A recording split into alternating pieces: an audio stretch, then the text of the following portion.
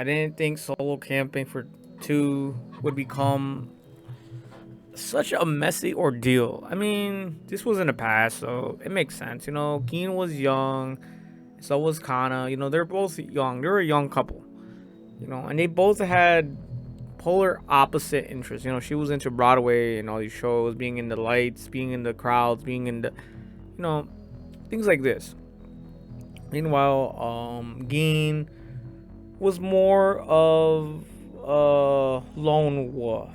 He liked going out solo camping, spending time watching the sunset, away from the crowds, away from the people, away from society. And so, you know, the only thing they had in relation was that they were just, really chill people. Kana just didn't really want to depend on anyone, independent. And Geen just was, like I said, like a loner type. He was like a loner type, so he liked going out, into these solo camps. And so these two personalities clash, but then their interests and their dreams and even their past, the past left their relationship in shambles. This was an incredibly tough watch because it was such a messy breakup. It's like I hate messy breakups. Oh man, I don't really want to get into, one of my breakups, but pretty much ghosting and just more ghosting. At the end of the day, that's all I did. I didn't want to rile up the situation, go out angry like this chick right here. I was kind of a little bit more like Geen, I would just like, and then I just ghosted and just ghosted the relationship and just let it burn out, just move on, get out of that situation. Meanwhile, the other person in question was just like crashing out, all this tears and stuff. I didn't see any of it, but I only heard about it. But anyways, all the best to my past relationships. I really don't give two shits.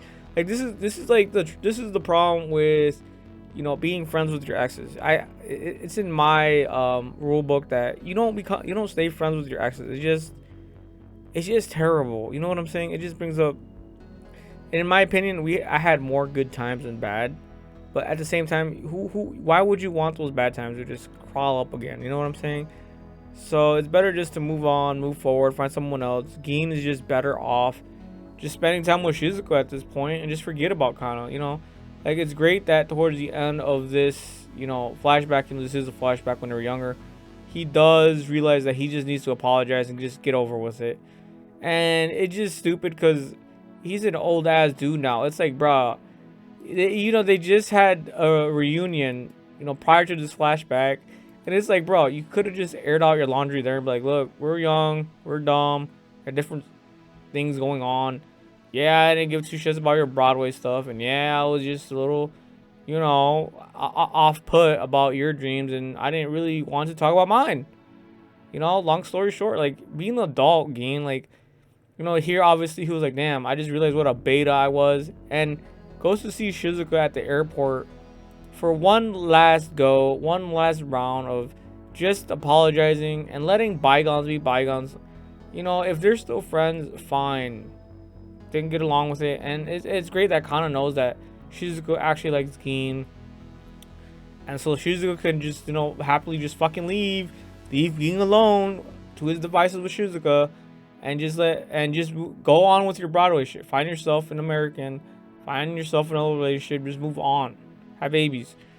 But yeah, I'm just glad that Geen has come back to, settle things once and for all with his ex.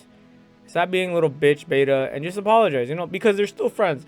If you guys had a crash out and you guys ended shit really badly, none of this is necessary. Just move on, forget about it, learn from your mistakes. And of course, here Geen and Kana finally learning from their mistakes. Like, brah, grow the fuck up. That is all.